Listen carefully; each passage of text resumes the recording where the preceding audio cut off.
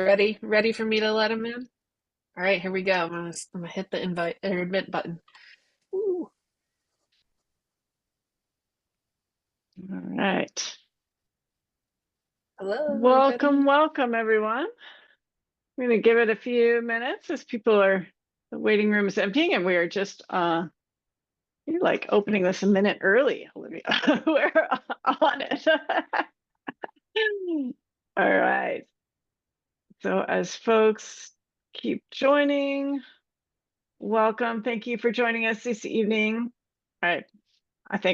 Olivia, I'm gonna let you keep letting folks in and we'll get it rolling. So welcome everyone to our fourth and final webinar in the Goal Getter series with Hannah Otto. Super excited to welcome you this evening. And again, this whole series has been put on in partnership with the Lifetime Foundation and really most importantly with Hannah, who I'm sure you know is just a super decorated NICA alumna, world-class athlete, winner of Leadville 100 Grand Prix athlete, just an all-around cycling superstar. And in addition to that, has been willing to join us to really share her expertise, not only as an athlete, but with her degrees in athletic training and exercise science. So just, an expert in all sorts of areas. And Hannah, I really want to thank you so much. You've given us so much time and really appreciate everything that you are doing to kind of inspire the next generation of cyclists and also just to help us get more kids on bikes and to do better as coaches, as parents, and as athletes who, we're all trying to pursue our best selves in this context. So thank you very much for your time. And so tonight's webinar is all about race day prep. And so now we are going to launch a poll, and I'm going to ask you to just go ahead and let us know who you are, where you're from, what questions you have for Hannah tonight, ideally related to this topic. And then we're going to turn it over to Hannah here in a minute to give the presentation, and then we'll have a Q&A. And we'll try to get to as many questions as we can. You are also welcome to put questions in the chat as we go, and Olivia and I will do our best to kind of monitor the chat and highlight questions for Hannah to answer. And we are recording this session. We will share it after the webinar. And then coaches, if you respond to the poll, let us know and we'll provide you with a CEU for attending. Okay. I think, and then finally, if you were able to, and it's, not a distraction or it doesn't put you, if you're not driving or something like that, if you can have your camera on and your microphone muted, that would be awesome. It's always easier to talk to faces rather than blank screens. And with that, I'm going to turn it over to you, Hannah, to get us launched tonight and get us rolling. And thank you again. Thank you so much. I'm just so excited to have gotten to do this series. Thank you to all of you who, whether you came to one, this is your first one, or all of them, this has just been a wonderful blessing in my life as well. So thank you all. And I'm super excited to get to talk about race day prep and planning today. You should all be able to see my screen now. Is that true? Okay, perfect. Super excited to talk about race day preparation and planning today, largely because this is something I love about racing. It doesn't matter whether you're trying to win or whether you are just trying to finish. We all have the same goal, which is to be the best that we can personally be on the day. And to prepare is to be able to achieve that. And so it doesn't matter, like I said, whether you're first or you're just trying to finish. This does apply to you. You should never feel like, oh, why would I go to all of that? I'm not X, Y, or Z. You deserve to have your best race possible. And so you should prepare to have that best race possible. And the way we can do that is through thorough planning. Quickly, before we get started, if you've been on the other webinars, you've seen this before. Competitive Cyclist is a sponsor of mine and also a sponsor of NICA. And they have given a discount code tonight. If you've used it before, Happy day. They've given a new discount code for this last one tonight. And so there's a new discount code. So you are eligible to use it again if you've already used it. It's on the screen. This time it's 2Hannah20. There you go. Okay, talking about race preparation, getting into it. Race preparation, a lot of us think about what we do immediately before the race, but it's really important to understand that true race preparation begins, well, it can begin very far out with training, but in terms of preparing equipment, it begins a week before because there are some things that we cannot do the day of the race. So the week before, what we want to look at is all of the things that are going to take extra time to fix or change before a race. So we want to look at, is our bike shifting properly? Are the brakes working properly? Or are our tires in good condition? Are there like no cuts, no punctures, anything like that? And it's really important to look at this the week before, because if you need to have it changed or you need help in changing it, you might need to take it to a bike shop or a friend or have someone help you. And you can't expect someone to help you with that the night before the race. So this is a good thing to have on your schedule to work on, say, the weekend before every race. Just make it a part of the routine. The weekend before your race weekend, your next race weekend, go through all your equipment once. It can be a really quick ABC check, but this ensures that you're not going to have any panic moments the night before. Then the day before, there's a whole list of things that we should be doing so that we're not panicking the morning of. So this includes laying out all of your equipment. It might seem really simple, but it's very important to lay out our equipment. So thinking helmet, shoes, socks, gloves, kit. When it all goes well, sometimes it feels like, oh my gosh, why did I go through all this trouble? I could have just done the morning of. But when it doesn't go well, you are reminded. In other words, like I've had it where I go to lay it out and I'm like, I don't have a clean kit. I guess I better do laundry. If that had happened the morning of the race, it would have been an issue.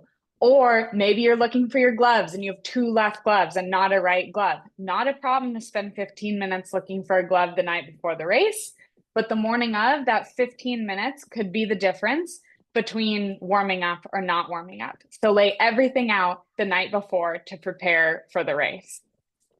Then you want to create your timeline for the race. And the way that I do this is I start at the race time. You'll see an example on the screen here, and I work my way backwards. So I know if the race starts at 10 a.m., I'm going to stage at 9:45, and I go backwards all the way up to the time that I wake up, like that. And I include all the details that I can. You'll notice in my example here, I even have time to go to the bathroom.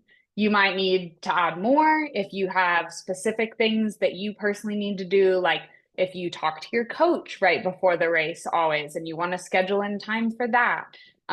You want to write down as much detail as possible in this, and then you want to share it with anyone who is a part of this timeline. So if you have a parent who's going to be driving you to the race, for example, you want to share this timeline with them so that they are aware and can help hold you accountable, and you can help hold them accountable to the timeline that you've set. Same thing with a coach. This is a great thing to share with your coach before the race. I like to just take a photo or a screenshot and I'll text it to everyone involved, whatever works for you.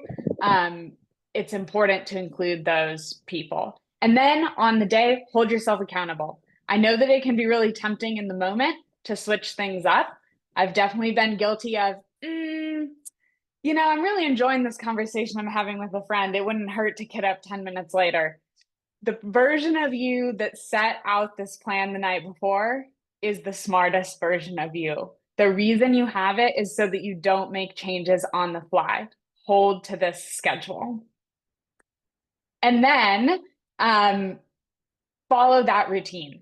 So like I said, do not make changes and follow that routine every single time you race. It's important because when we follow a routine, our brain catches on to that routine. When we start doing things in a certain order, our brain is smart enough to know, oh, we're doing the pre-race checklist. Okay, that must mean I'm getting ready to race. And it helps you get into the zone to prepare to race. It's a really cool thing that our brains and our bodies do. By doing physical actions, your brain can also learn and prepare. It also helps you remember everything.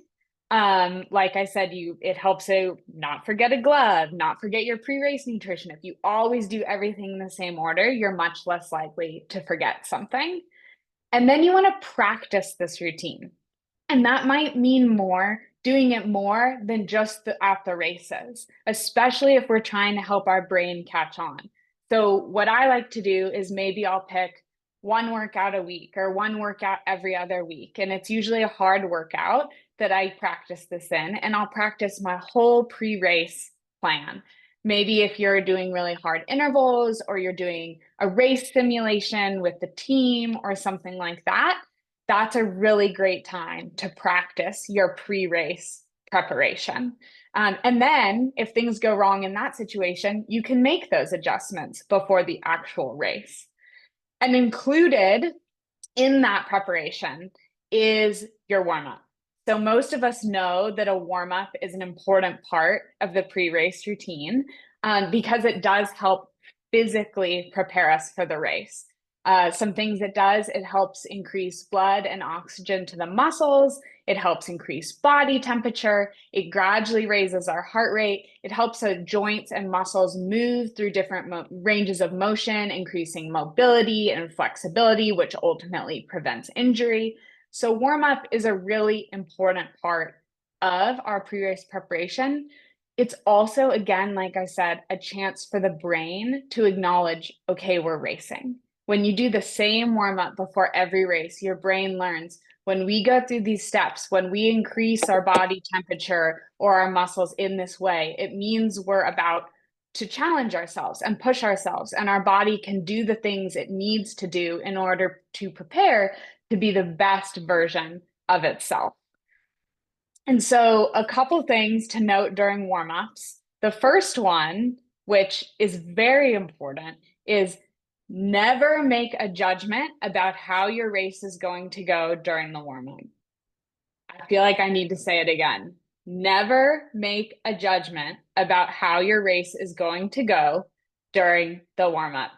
And I say that for myself as well, because I know this is hard. We train so much that sometimes we get on the bike and we can feel like we know how the day is going to go. I have been racing for 2 decades, and this still is not the case for me. I have had some of my very best races on days where I felt terrible in the warm-up. So much so that I've gone to my staff or friends or whomever and said secretly, oh my gosh, I feel so bad today. This is not going to go well. And then boom, best race I've ever had. Do not sell yourself short. One of the mantras I use during warm up to help myself avoid this mistake is that's why we warm up. When my brain tells me, oh my gosh, you feel so bad, I come back with that's why we warm up, because that's exactly what we're doing. We're working through some of those feelings. You might feel stiff. That's why we warm up. So the warm up is just that. It's a warm up. It's not an indicator of how the race is going to go. Increase gradually. Like you will do this more than likely if you're trying to not make a judgment. It's when we're trying to judge how our legs feel that we often jump straight into it to see how things feel. Just gradually increase. Raise your heart rate without causing fatigue. And so by that, I mean, if we're really mashing on the pedals, if we're pushing a really hard gear, that causes a lot of muscular stress and can fatigue you before the race. It's much easier on the body if we raise our heart rate without causing that muscular fatigue. So something like really high cadence drills is an excellent thing to have in your warm-up. I'll do sometimes just like 1 minute at super, super fast, like 100 RPMs, if that's something you measure. If not, just really, really, really fast, turning over the pedals, but not that hard of an effort. And that will help wake up my whole body system. Like I'll start breathing hard, but I won't actually be pushing that hard on the pedals. Um, you should include 1 to 2 short efforts at race pace. That's probably anywhere from 10-second sprint to 1 minute at pace. And that's just so that you don't feel shocked off the start line. That doesn't mean all out. It means race pace. So you don't need to go so hard that it's painful or you're suffering. It just means this is the pace that I think the race will be at, and I'm just letting my body know and preparing for it. Um, and then you want to make sure that you avoid some of the common warm-up mistakes. One I just mentioned, going too hard. Another one that often happens, running out of time when we don't follow the schedule. Third one is forgetting to fuel. A lot of the times we look at a race and we say, okay, the race is going to be an hour, or the race is going to be an hour and a half. And we forget to tack on the warm-up time that we're doing as well, in which case maybe the race is actually an hour plus 20 minutes of warm-up, or an hour and a half plus 20 minutes. We need to fuel that as well, because we're working hard and using energy during the warm-up as well. And then the last one is getting cold. I know it can maybe seem like, everyone, oh, I'm getting cold, but it is a real thing, just in terms of if it's raining or it's really cold outside when you're warming up, wear the appropriate clothing. The warm up isn't as helpful if you're shivering and you're tight during it. Make sure that you're wearing the appropriate clothes to actually be warm while you're warming up. And then as you're warming up, a lot of us get really nervous, or maybe you've already been nervous for a couple of days. It's fine. I get very nervous too. In fact, I get very, very nervous. And it's okay. This is our body's way of telling us that we really care about the thing we're about to do. And that's a good thing. Caring is a good thing. And those nerves can help you perform well. And so if you learn how to handle those nerves appropriately, eventually the goal is to feel the nerves and kind of go, okay, thank you. Thanks for helping me perform optimally, even though the sensation might be a little bit uncomfortable. But it can take a little bit to get to that place. It's really important that we acknowledge our nerves and we acknowledge where they're coming from, and that place that they're coming from is from caring yourself, not feeling pressure, not feeling like this result or this outcome is an indication of who you are as a person, and not thinking that it's going to change how anybody feels about you. The people who are helping you prepare care about you regardless of your result. And if you're feeling especially nervous, that might be something to remind yourself of as you're preparing for the race, is this race doesn't define me. This race is simply an opportunity to improve myself and to see what I can do. And so one of this chart that I have on the screen is something that personally has really helped me understand where I'm at before a race. So if you look at this chart, you'll see performance on one side and arousal. It says including anxiety. Arousal would be like nervousness, excitement, anxiety, any of those like amped up feelings you're feeling before a race. And so it's called an inverted U chart. And so what this is telling you is that if you're not nervous at all, if you're kind of bored, you might not perform the best that you possibly could. That's all done on the left side. Think of a practice where you're maybe really tired or you're bored or you're thinking about something else. You're not performing the best you can on that day. And then in the middle, that's like, oh, I have the perfect amount of nerves. I'm nervous, but I'm not so anxious that I'm like out of my mind. That's where you're performing the best that you can. And then all the way on the other side is when we get so nervous that we stop thinking clearly. And that also can hurt our performance. And so we don't want to be not nervous. We don't want to be too nervous. We want to be the Goldilocks amount of nervous. And the first bit to knowing or to getting to that Goldilocks state is understanding where you tend to fall on this chart. So if you're someone who tends to not get nervous, you might need to incorporate into your pre-race routine something like pump up music, something like a pep talk from your coach. If you're someone who gets really, really nervous before the race, you might need to include something like journaling or some quiet time on your own before the race. And for me, understanding that I'm someone who tends to get really, really nervous, this has been incredibly empowering because for years on teams, most of my teammates would pump each other up before the race in a really wonderful way. They would listen to pump up jams and jump around, and wanting to be a part of that, I would do it too. But then I would be so overstimulated that when I got to the start line, that I felt like I couldn't function. And it wasn't until I realized that and I understood that I can still be a part of the team. I can still do all the team activities, but it's okay if the 30 minutes before the race, I separate myself and do what I need to do to control my own nerves. And that's when I started doing things like I listen to calm music before the race. I journal before the race. And these are things that help me keep my anxiety and nervousness down before I compete. But I haven't and I don't always get it right. This is a photo of me not getting it right. This was back in 2019, and it's not like it goes away. These type of things happen all the time. But I remember this day vividly because this was the first race of the season.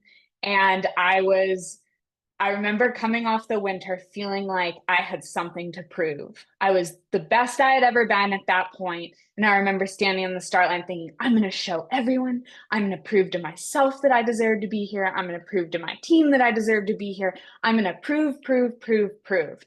And then what happened? I was so nervous that I crashed into someone off of the start line. And then I was still so nervous that I got back on my bike after the crash with my bars turned around backwards. It happens. It's okay.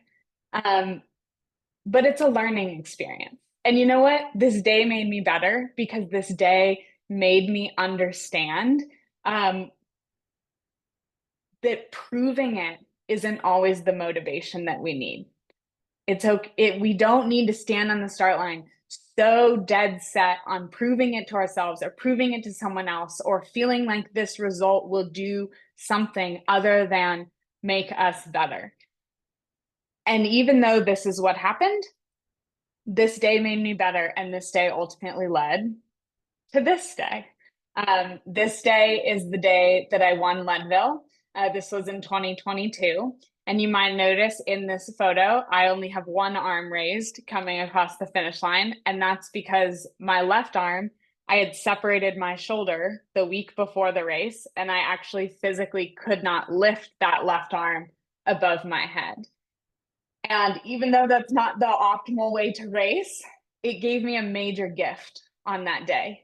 Because as someone who tends to line up feeling like I need to prove something, feeling like I have too high of expectations for myself, feeling weighed down by pressure and expectations and nerves, I knew I had a separated shoulder. And I stood on the start line with absolutely no expectation. I remember thinking, well, I'm going to do the best that I can. And that's really all I can do. And whatever happens, happens. And then I won. And in reflection, isn't that all that we can ever do? All we can ever do is our best. And whatever happens with our best is always what will happen. And I learned from both of these races. I learned from the race where I crashed on the start line, and I learned from the race when I won. And that is what this sport is all about. It's about learning. And if that is our focus, if we're focused on having a growth mindset, AKA understanding that every opportunity, every race is an opportunity to learn, then there is no falling short of the goal. Because if the goal is learning, the outcome, the physical outcome, meaning the result, the place, the time, it really doesn't matter because you are better after that race than when you started. And then coming all the way back around, the last thing I want to talk about today is just quickly hit on some race day fueling, because this is always a question that I get. So pre-race fueling, technically speaking, you want to eat your pre-race meal 2 to 4 hours before the event. I always hit 3 or do 3, just because it's in the middle of that range. Whatever works for you is great. 2 to 4 hours, though, is generally considered the safe, quote unquote, range for not having stomach problems from that meal. I eat chocolate chip pancakes with whipped cream before a race. It doesn't have to be fancy. It doesn't have to be what is considered quote unquote healthy. What it needs to be is high in carbohydrates and something you're actually going to eat. And that is why I use the chocolate chips and the whipped cream, because I'm someone that gets so nervous before events that sometimes it's hard for me to want to eat. My tummy's all nervous, and I'm like, the last thing I want to do is eat a big meal. So I make it as delicious as I possibly can so that I can get it down. And so far, it's been working great. After you eat that big pre-race meal, which should be pretty significant, like what you see in that photo is actually what I eat before the race. So you can kind of see like visually about how much I'm eating. That's personal to me. You might eat more, you might eat less, but that's just an example.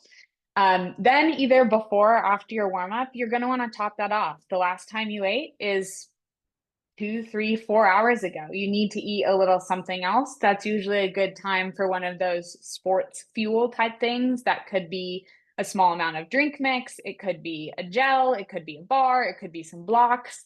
If you don't like those things, it could be some fruit chews. It could be some gummy bears. It should be something super easy to digest, simple sugars, and something small. That's not a whole nother meal, but it is, you do need to eat something at that point. Because like we just said, we also burned energy through our warm up. Then we want to fuel during the race. Generally speaking, the longer you race, the more you need. And that's because hour after hour after hour, we're burning more and more and more fuel. And so we need to make up for that fuel. So the longer you race, the more you need to take in. But even in a race that's an hour to an hour and a half, you still need to take in something. And if you don't, you're leaving performance on the table. And I say that because a lot of people finish an hour, hour and a half race and they say, well, I didn't need anything. And you're right. You didn't need to eat something in order to finish. But if you want to perform at your very best, you will eat something because it will benefit you.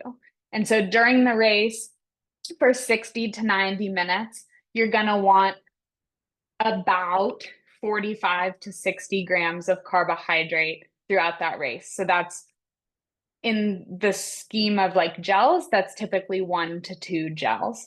That doesn't mean you can't eat more. If you're someone who tolerates more, go for it.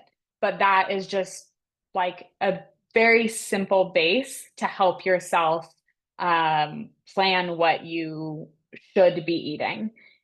And a lot of the time we get very caught up in the race and we'll finish and think, oh my gosh, I didn't even eat it.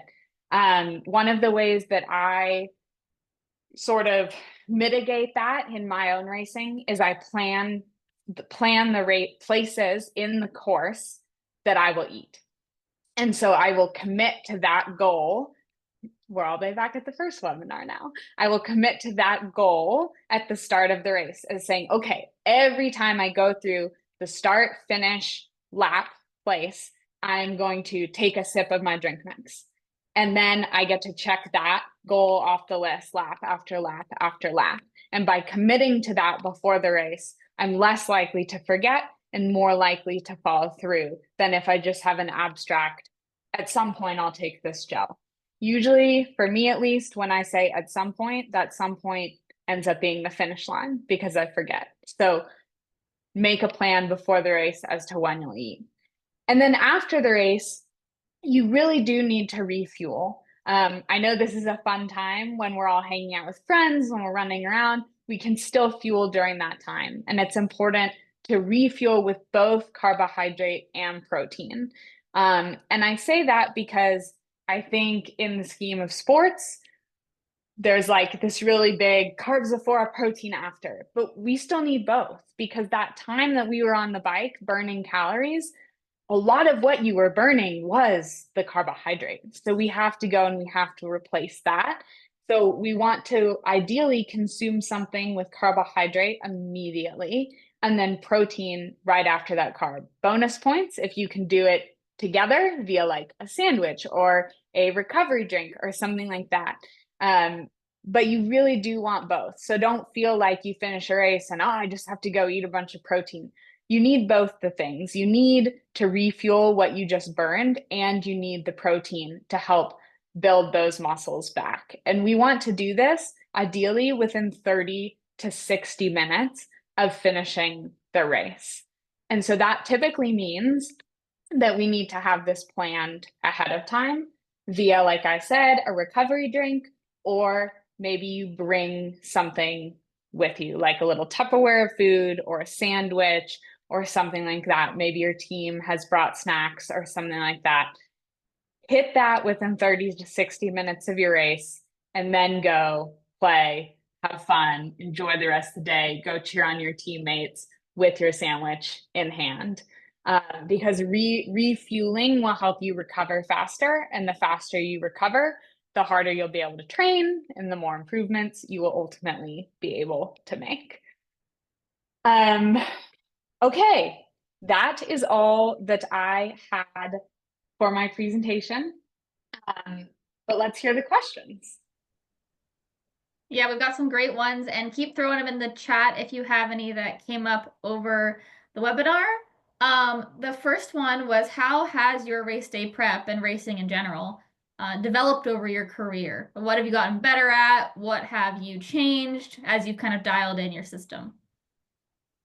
Yeah, it's definitely gotten smoother and more automatic. I think, like I said, a huge thing that's changed for me is how I approach races from the mental aspect of understanding that I am someone who gets really nervous. And so I've dialed in my personal process in that way to help me sort of navigate those nerves and calm myself down before the race rather than feeling like I need to participate in like that pump up culture that so many of us see that seems so fun.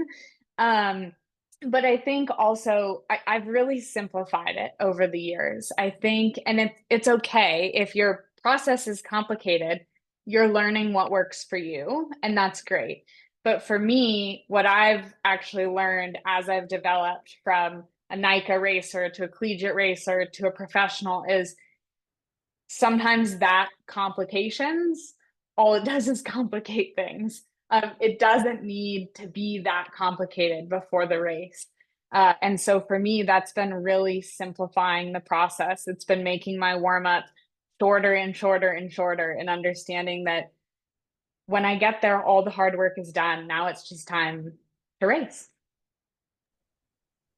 Awesome, thanks.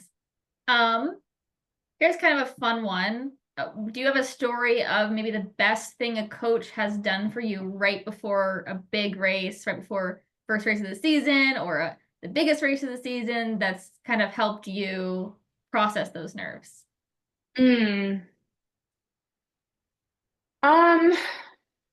Or I don't know. Coach or a loved one, or yourself. Yesterday, Yeah. yesterday, Hannah, or today, Hannah. Yeah, I don't know if I have a specific story or anything incredibly profound to share, but I will say that those support people are I'll say for me, have been incredibly impactful in my career and in those moments. I know for me, a lot of the time, verbalizing how I'm feeling helps me get it out of my brain and like move away from my body. And so having people that I can trust, that I can say to, oh my gosh, I'm so nervous, and having them respond with a totally, oh, that's okay, rather than, oh my gosh, why? Right? Like that strikes fear in an athlete, like, oh, I don't know. But when you as a coach can respond, oh, that's okay, and then remind the athlete what they've done to prepare, those are the things that always recenter me before the race. Oh, that's okay. You've put in so much work and I know you're ready. That can be so helpful on that start line because it makes you pause and remember all that you've done. Confidence often comes from experience. And anyone on this call, anyone who competes in NICA, anyone who shows up to NICA practices, you have experience because you're putting in the work at practice all the time. And so on the start line, you can pull on that experience and say, you know what? I am ready because I have put in the work. I don't know. I think that was pretty profound. Miller? Here's a good one too. What do you do maybe on a day when you get on your bike with your handlebars backwards? What do you do to keep yourself focused on your goal when things do go sideways in ways you couldn't control or couldn't anticipate? Yeah, those are the moments when you have to reset, and you have to adapt. We won't always achieve all of our goals in every race, but we can certainly achieve some of them. And that's why, like I'm going back to the first webinar, you want to have all kinds of goals for the day, because that day when I got on my bike with the handlebars backwards, the goal of where I wanted to finish in the race was minutes up the trail already. Like that goal was gone. But there were still things that I could achieve even when I got back on the bike recentered. And that's what you have to do in the race. And sometimes you might have to do it over and over again, as it just feels like, I didn't do that the way I wanted. I didn't do that the way I wanted. Reset. Can you do the next thing the way you wanted? Can you do the next thing the way you wanted? And that could be as small as, like I've said, taking a sip of drink mix every time through the start finish, or it could be, I haven't nailed much, but I'm going to attack up this final climb with everything I've got. And that can be your victory on the day. And so you just have to keep resetting and keep processing, or keep refocusing and recentering your goals. And that's actually something that that they look at, they being performance experts in the top performers, isn't who achieves their goal every time, but it's who can change their goals on the fly and still push to achieve them.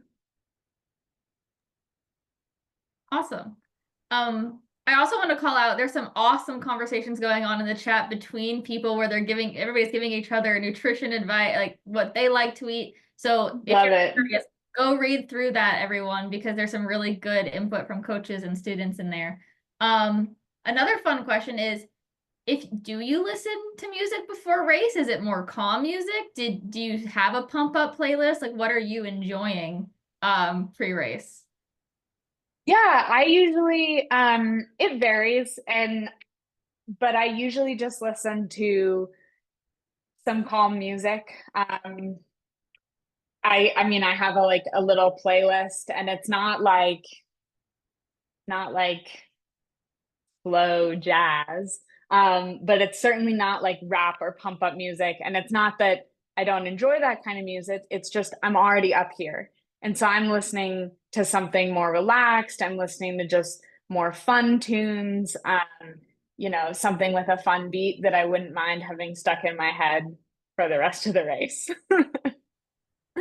Cool. Related, what kind of strategies, like the journaling, like the meditation, like that kind of playlist that fits your vibe, what other strategies do you suggest for people to try out to calm those nerves? Yeah, I think maybe just expanding on some of those things. So like I said, you can have a calmer playlist. That's one. Two, meditating. That doesn't have to be like true meditating. That can just be finding a quiet area, closing your mind, closing your eyes. Maybe you play out the way you want the race to go in your head. If that causes too many nerves, maybe you don't even think about the race. Maybe you set a timer for 5 minutes and you just close your eyes and you think about something that makes you feel good. Some deep breathing can be really helpful. So in through the nose, out through the mouth. You can do like counted box breathing is a common one. In for 5 seconds through the nose, hold for 5 seconds at the top, out for 5 seconds. That can be very calming for your nervous system. Sometimes like I said, journaling can be helpful. So having a couple prompts though is often helpful. So again, whatever you feel good about, you can either write down, sometimes I'll write down my goals for the day, in terms of like things I want to focus on that aren't performance related, because that could be nervousness inspiring, but I might write down something like, when I feel tired, engage my core, like a cue of something that I can actionably do during the race. Sometimes I'll write down confidence inspiring things like, remember that really hard workout you did on this day, you crushed it. And then I'll look at that before I race and be like, oh, okay, I am ready. So those are some ideas. Obviously also talking to trusted people, friends, coaches, parents. But I think the biggest thing in this is remembering that that time before the race is yours and your process is your own. And it might take some time to refine, but don't be afraid to try out different things and to own that process for yourself. It doesn't have to look the same as everyone else. Awesome. I got a couple of requests to see if you'll share your playlist. I don't know if maybe you'll post it on your Instagram or send it to us and we can send it out. Yeah. If you have one that's shareable, I can get that to you, Anya. Sure, I can. And then yeah, we're coming up on the last couple minutes here. So I wanted to just give you, Hannah, a chance to any closing remarks on the full series, any last things you want to make sure our community hears from you before you head out. Yeah, last couple minutes. Oh my goodness, no pressure. Like, what do you want to leave everybody with? I think, I think the interwoven thread through all of these webinars is the fact that you are all here and you've taken time out of your night to be here tells me that you have the goal to want to be better and to want to improve. And you should be incredibly proud of yourself for that step to begin with. So if you're here and you're trying to learn and you're trying to improve, you're already light years ahead of so many people. And you should be proud of every step that you make to improve. And those improvements over time is what creates the athlete and the person that you will ultimately be. And so don't get caught up in exactly where you are now and how far you want to go. Just focus on that next small step. That's certainly what I feel like has been most beneficial to me in my career, is just always trying to be that 1% better, because 1% feels so achievable every single day and ultimately leads to the biggest improvements. Well, I think you handled the pressure well. I think that's a great way to end it. Want to say thank you again for spending all this time with us, Hannah, and all your time preparing these webinars for us. Everybody, the recording will be available along with the rest of them on the trailhead where you've been able to find them in the past. And thank you all for coming, especially there's so many familiar names that I saw every one of the 4 webinars. So thank you for coming and listening. And with that, I think we'll send you guys to your Wednesday night. Thank you all so much. I race all over the country, so if we ever run into each other, please don't be a stranger. Please come up, say hi. My next race will be Sea Otter, coming up next week. So if any of you happen to be there, please make sure to come say something. I will be doing a little activation with Nika. So yeah, just don't be a stranger, please. If you're going to be at Sea Otter, Nika will be, or Hannah will be at the Nika booth on Saturday at 2:30 hanging out. So come, and then folks are leaving on a pre-ride of the course at 3. So come join us there for sure. Thank you all. Thank you so much, Hannah. Have a good night, everyone. And Bye. yes, we'll send a link to the recordings. Bye-bye.